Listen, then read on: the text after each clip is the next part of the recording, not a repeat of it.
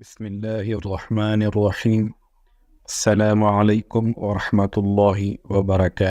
آج ہم جن باتوں کا تذکرہ کریں گے ان میں لوگ جس حالت میں پیدا ہوئے کیا قیامت کے دن اسی حالت میں اٹھیں گے؟ لوگ ایک دوسرے کا سطر نہیں دیکھ سکیں گے۔ جو شخص جس لباس میں فوت ہوا اسی میں اٹھے گا۔ قیامت کے دن نیک لوگ سوار ہو کر گناہگار پیدل اور کافر منہ کے بل اٹھیں گے۔ کیا موذنین بھی سواریوں پر سوار ہوں گے؟ 2 3 10 مومن ایک سواری پر سوار ہوں گے۔ کافر منہ کے بل کیسے چلیں گے؟ فرشتے ان کو منہ کے بل کیسے گھسیٹیں گے؟ حضرات انبیاء اور صحابہ کی سواریاں کیسی ہوں گی؟ مومن اور کافر کے اعمال ان کے لیے سواریوں کا کام دیں گے؟ مومن قبور ہی سے سواریوں پر سوار ہو جائیں گے۔ قیامت کے دن انسان کو لے کر چلنے والے فرشتے کون ہوں گے؟ خوشخبری سنانے والے فرشتے کون ہوں گے؟ جنازہ کے ساتھ جانے والوں کے اکرام کے لیے فرشتے انہیں قبروں سے لے کر آئیں گے۔ مومنین کو فرشتوں نے اپنے حصار میں لے رکھا ہوگا۔ ان سب باتوں کا مختصر ذکر کرنے سے پہلے اگر آپ نے اس چینل کو سبسکرائب نہیں کیا تو پلیز اس کو سبسکرائب کر دیں اور بیل کا بٹن پریس کر دیں تاکہ اس قسم کی مزید ویڈیوز آپ تک بر وقت پہنچتی رہیں۔ تو چلیں شروع کرتے ہیں۔ ارشاد باری تعالیٰ ہے کما بدأنا اول خلق نعید، جیسے سرے سے بنایا تھا ہم نے پہلی بار پھر اس کو دہرائیں گے دوبارہ۔ حضرت ابن عباس رضی اللہ تعالی عنہ سے روایت ہے حضور صلی اللہ علیہ وسلم کھڑے ہوئے اور ارشاد فرمایا، اے لوگو تم قیامت کے روز اللہ تعالیٰ کے روبرو پیش ہونے کے لیے ننگے پاؤں بے لباس اور نامختون اٹھو گے۔ پھر آپ صلی اللہ علیہ وسلم نے یہ آیت تلاوت فرمائی کما بدأنا اول خلق نعید، پھر مخلوقات میں سب سے پہلے حضرت ابراہیم علیہ السلام کو پوشاک پہنائی جائے گی۔ حضرت عائشہ صدیقہ رضی اللہ تعالی عنہ سے روایت ہے کہ حضور صلی اللہ علیہ وسلم نے ارشاد فرمایا قیامت کے دن لوگ ننگے پاؤں اور غیر مختون اٹھیں گے۔ میں نے عرض کی یا رسول اللہ صلی اللہ علیہ وسلم کیا مرد خواتین ایک دوسرے کی طرف دیکھیں گے؟ آپ صلی اللہ علیہ وسلم نے فرمایا اے عائشہ وہ دن آج کی بنسبت بہت زیادہ سخت ہوگا۔ حضرت سودا بنت زمعہ رضی اللہ تعالی عنہ سے منقول ہے رسول اللہ صلی اللہ علیہ وسلم نے فرمایا لوگ ننگے پاؤں ننگے بدن اور غیر مختون اٹھائے جائیں گے۔ وہ پسینہ میں غرق ہوں گے اور پسینہ ان کے کانوں کی لو تک پہنچا ہوا ہوگا۔ میں نے کہا یا رسول اللہ ہائے شرم کہ لوگ ایک دوسرے کو دیکھیں گے۔ آپ صلی اللہ علیہ وسلم نے فرمایا لوگ اس سے غافل ہوں گے، ان میں سے ہر ایک اس دن ایسی پریشانی میں مشغول ہوگا جو اس کو اوروں کی طرف متوجہ نہ ہونے دے گی۔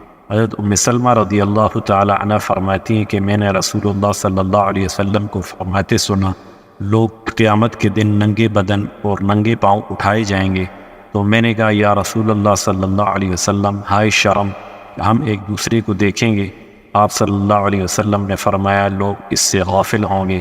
میں نے کہا انہیں کون سی چیز غافل کرے گی؟ آپ صلی اللہ علیہ وسلم نے فرمایا صحیفوں کا کھلنا جس میں رائی کے دانہ برابر بھی اعمال درج ہوں گی۔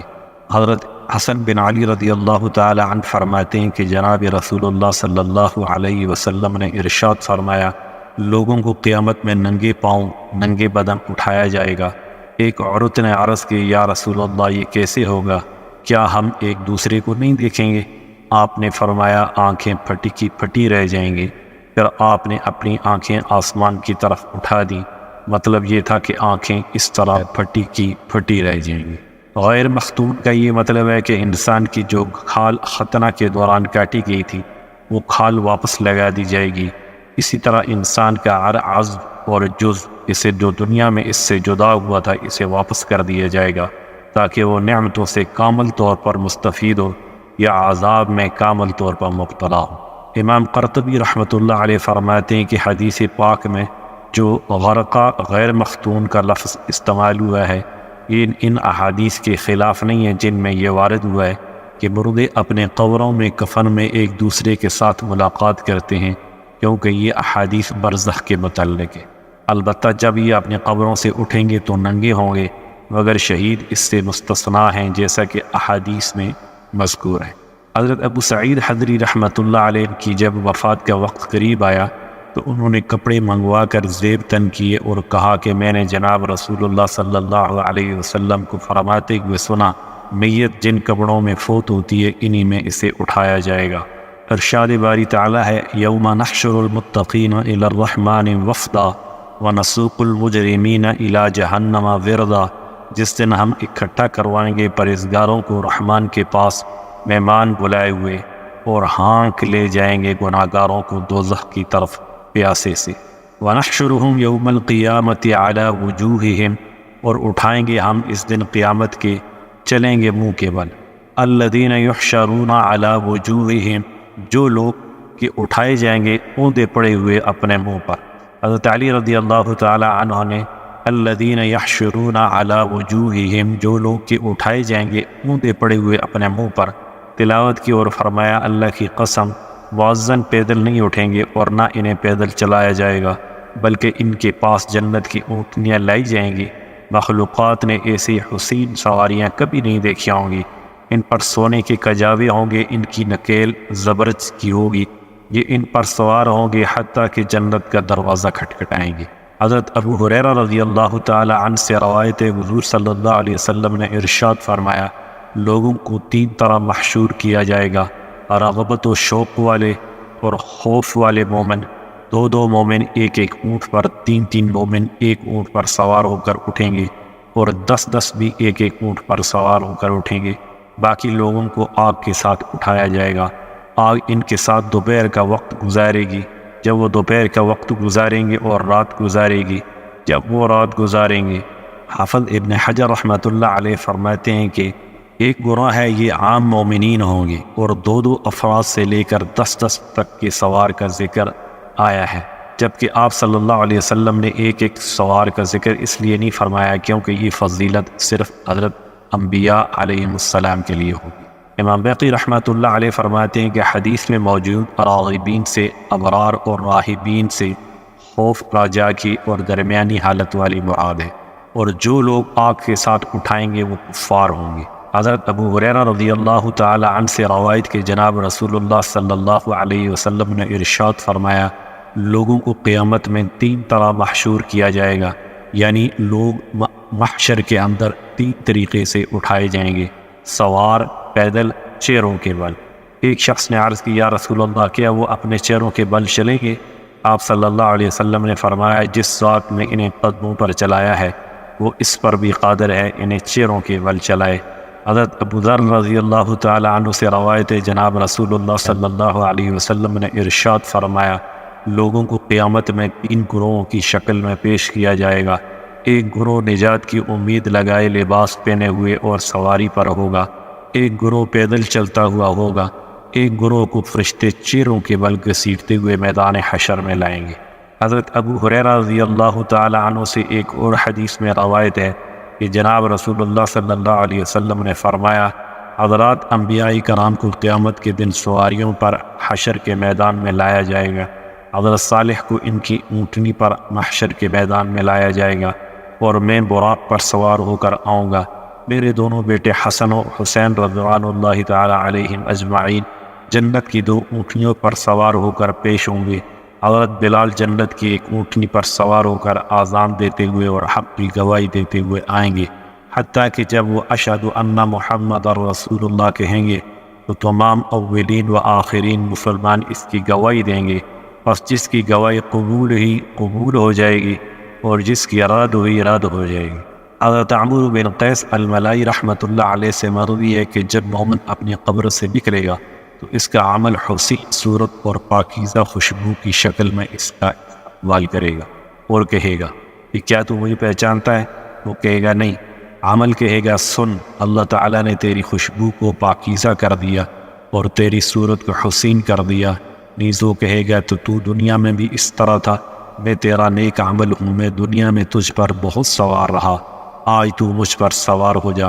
پھر حضرت عمرو بن قیس رحمۃ اللہ علیہ نے یہ آیت تلاوت فرمائی، یوم نحشر المتقین الی الرحمن وفدا، جس دن ہم اکٹھا کر لائیں گے پرہیزگاروں کو رحمان کے پاس مہمان بنائے ہوئے، اور کافر کا عمل بدترین صورت اور بدترین بدبو کی شکل میں اس کا استقبال کرے گا اور کہے گا کہ تو مجھے پہچانتا ہے؟ وہ کہے گا نہیں۔ تو عمل کہے گا سن، اللہ تعالیٰ نے تیری صورت کو گندا اور بو کو بدبودار کر دیا۔ نیز وہ کہے گا تو دنیا میں بھی ایسا ہی تھا، میں تیرا عمل ہوں، تو مجھ پر اکثر سوار رہتا تھا، آج میں تم پر سوار ہوں گا۔ پھر حضرت عمرو بن قیس رحمۃ اللہ علیہ نے یہ آیت تلاوت فرمائی، وَهُمْ يَحْمِلُونَ أَوْزَارَهُمْ عَلَى ظُهُورِهِمْ، اور وہ اٹھائیں گے اپنے بوجھ اپنی پیٹھوں پر۔ امام حلیمی رحمۃ اللہ علیہ اور امام غزالی رحمۃ اللہ علیہ فرماتے ہیں کہ جو میدان حشر میں سواریوں پر حشر کے میدان میں آئیں گے وہ اپنی قبور ہی سے سواریوں پر سوار ہو جائیں گے، جبکہ امام اسماعیلی رحمۃ اللہ علیہ فرماتے ہیں کہ یہ حضرات اپنی قبور سے میدان حشر تک پیدل آئیں گے، پھر وہاں سے سوار ہوں گے، تاکہ ننگے پاؤں چلنے والی اور سوار ہونے والی دونوں حدیثوں میں تطبیق ہو سکے۔ لیکن امام غزالی رحمۃ اللہ علیہ کا قول اولا ہے۔ امام بیقی رحمۃ اللہ علیہ نے بھی یہی فرمایا ہے، وَجَاءَتْ كُلُّ نَفْسٍ مَعَهَا سَائِقٌ وَشَهِيدٌ، اور آیا ہر ایک جی اس کے ساتھ ہے، ایک ہانکنے والا اور ایک احوال بتلانے والا۔ حضرت جابر رضی اللہ تعالی عنہ سے روایت ہے کہ جناب رسول اللہ صلی اللہ علیہ وسلم نے ارشاد فرمایا، جب قیامت قائم ہوگی تو انسان پر ایک فرشتہ نیکیوں کا اور ایک گناہوں کا اترے گا، اور یہ دونوں اس کی گردن پر ایک کتاب لٹکا دیں گے۔ پھر ہر انسان کے ساتھ دو فرشتے ہوں گے، ایک فرشتہ بارگاہ خداوندی میں لانے والا اور ایک نگران ہوگا۔ حضرت ثابت البنانی رحمۃ اللہ علیہ نے سورہ حامیم سجدہ کی تلاوت کی، جب وہ ان الذین قالوا ربنا اللہ ثم استقاموا تتنزل علیہم الملائکہ، تحقیق جنہوں نے کہا رب ہمارا اللہ ہے پھر اسی پر قائم رہے، ان پر فرشتے اترتے ہیں۔ اور پہنچے تو فرمایا ہم تک یہ بات پہنچی ہے کہ مومن کو جب اس کی قبر سے اٹھایا جائے گا، اسے دو فرشتے ملیں گے جو دنیا میں اس کے ساتھ رہتے تھے، وہ اس سے کہیں گے خوف نہ کر، غمگین نہ ہو، اور تجھے اس جنت کی خوشخبری ہو جس کا تجھ سے وعدہ کیا گیا تھا۔ نیز فرمایا کہ پھر اللہ تعالیٰ اس کو خوف سے امان دے گا اور اس کی آنکھوں کو ٹھنڈا کر دیں گے۔ حضرت حسن بصری رحمۃ اللہ علیہ فرماتے ہیں کہ حضرت موسیٰ علیہ السلام نے بارگاہ خداوندی میں عرض کیا کہ اس آدمی کو کیا بدلہ عطا کیا جائے گا جو جنازہ کے ساتھ جاتا ہے؟ اللہ تبارک و تعالی نے فرمایا، یا میں اس آدمی کے پاس ملائکہ بھیجوں گا جو اپنے جھنڈے لے کر اس کی قبر پر پہنچیں گے اور اس کے ساتھ چلتے ہوئے اسے قبر سے میدان حشر تک لائیں گے۔ حضرت داؤد بن حلال الظبی رحمۃ اللہ علیہ فرماتے ہیں، حضرت ابراہیم علیہ السلام کے صحیفوں میں لکھا ہوا ہے، اے دنیا ابرار کے سامنے تو زیب و زینت کے ساتھ جاتی تو ہے، مگر تو ان کے سامنے کتنی ذلیل ہے۔ میں نے ان کے دلوں میں تیرا بغض اور تیری دوری ڈال دی ہے۔ میں نے تم سے زیادہ بے قیمت کوئی چیز پیدا نہیں کی، تو ہر حال میں گھٹیا اور تیرا انجام فنا ہے۔ میں نے جب تجھے پیدا کیا اسی دن فیصلہ کیا تھا کہ نہ تو کسی کے لیے رہے گی اور نہ کوئی تیرے لیے رہے گا، اگرچہ کوئی تیری وجہ سے بخل کرے اور کنجوس بنے۔